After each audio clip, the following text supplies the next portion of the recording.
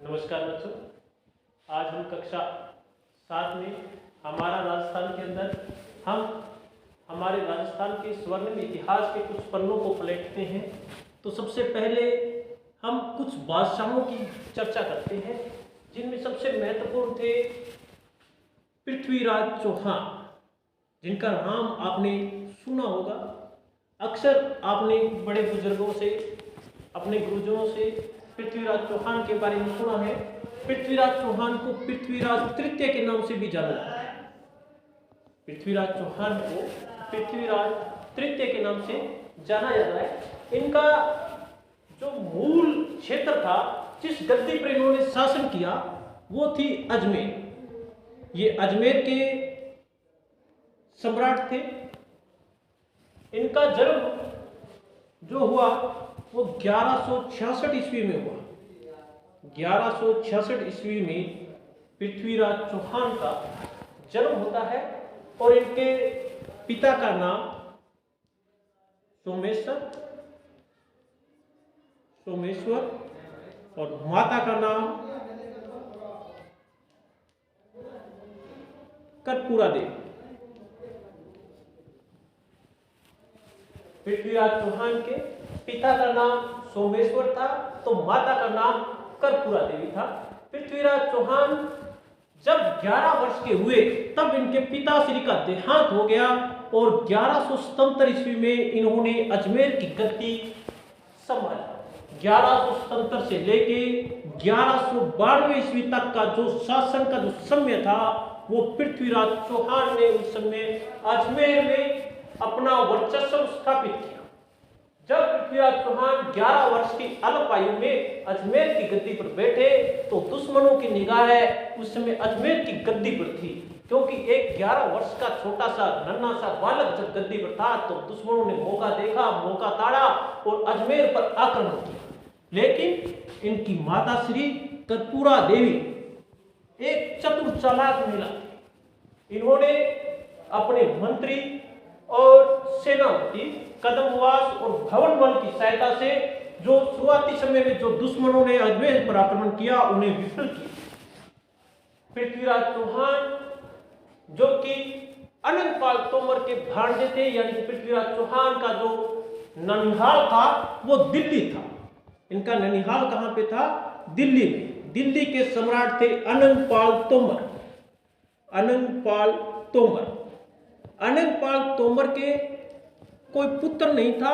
इस कारण इन्होंने तो दिल्ली का जो शासन था वो अपने प्यारे भांजे पृथ्वीराज चौहान को दे दिया, यानी कि राजपुताने का पहला शासक जिसने दिल्ली की गद्दी पर भी अपना राज स्थापित किया, वो थे पृथ्वीराज चौहान।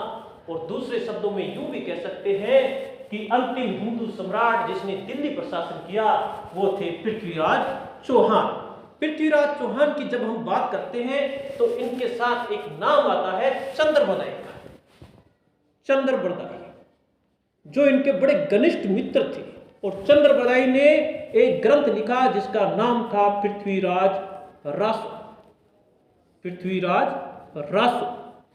चंद्रबदाई और पृथ्वीराज चौहान की जो मित्रता थी वो कृष्ण सुदामा जैसी थी। दोनों खूब समय साथ में रहे। पृथ्वीराज चौहान के जब शासन के जब अंतिम सन आए, तो 1191 ईस्वी में मोहम्मद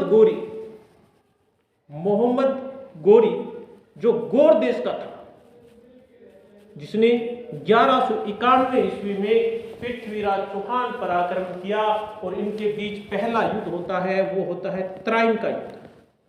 त्राइन का प्रथम युद्ध जो होता है 1191 ईस्वी।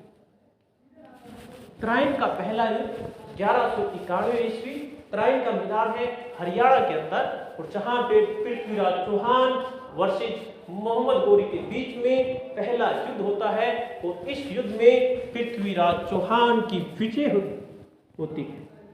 पहले युद्ध में पृथ्वीराज चौहान जीत जाता है और मोहम्मद गोरी मूर्छित हो जाता है, और उसके जो साथी है वो मोहम्मद गोरी को उठाकर गोर प्रदेश ले जाते हैं।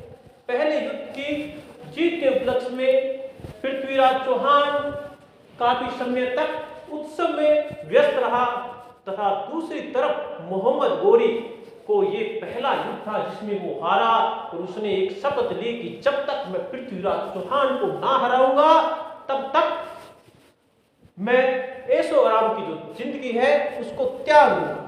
उसके बाद एक साल लगातार एक साल घनिष्ठ तैयारी के साथ त्राइन के द्वितीय युद्ध के अंदर त्राइन के मैदान में एक बार फिर मोहम्मद गोरी आ जाता है और त्राइन का दूसरा युद्ध लड़ा जाता है।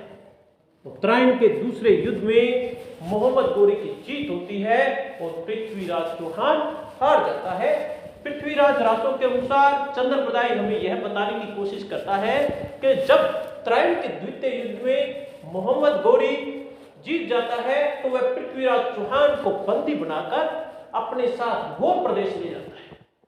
जब चंद्रप्रदाय को इस बात का पता लगता है, इल्म लगता है, तो चंद्रप्रदाय एक साधु के भेष में जाता है और जाकर वहां पे बादशाह के दरबार में कहता है कि पृथ्वीराज चौहान में ऐसा गुण है कि वो शब्द भेदी वाण चला सकता है।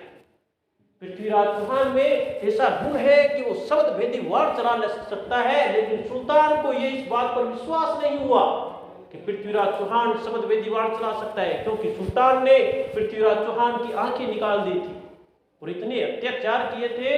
पृथ्वीराज चौहान को सुबह रोजाना जख्म दिए जाते, उसके बाद उन पर नमक छिड़का जाता। जब मोहम्मद गोरी को इस बात का पता चला तो मोहम्मद गोरी ने कहा चंद्रप्रदाय यानी कि उस योगी से, साधु से, कि हम भी वो कला देखना चाहते हैं कि पृथ्वीराज चौहान किस प्रकार शब्द भेदी वाण चलाता है। तो पृथ्वीराज चौहान के उस शब्द भेदी कला के लिए एक समारोह का आयोजन किया जाता है। उस समारोह के अंदर सुल्तान भी बैठा हुआ था और उस समय चंद्रप्रदाय भी साथ में था। तो चंद्रप्रदाय उस समय पृथ्वीराज चौहान को एक दोहे से संबोधित करता है कि 4 बास 24 गज उंगल अष्ट प्रमाण तात ऊपर सुल्तान है मत चुको चौहान, यानी कि 4 बास 24 गज और उंगल अष्ट प्रमाण इतनी दूरी पर सुल्तान बैठा हुआ है और चौहान तुम अपना निशाना मत चूकना। इसी दोहे को सुनने के साथ ही पृथ्वीराज चौहान ने शब्द भेदी वाण चलाया और जो शब्द भेदी वाण पृथ्वीराज जो मोहम्मद गोरी का हृदय छन्नी कर गया, जिसके साथ मोहम्मद गोरी की मृत्यु हो जाती है।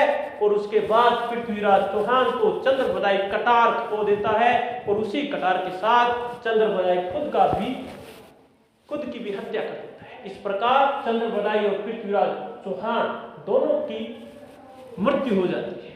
तो ये थे अजमेर के प्रसिद्ध सम्राट पृथ्वीराज चौहान। इनका समय था 1177 से लेके 1192 ईस्वी। धन्यवाद।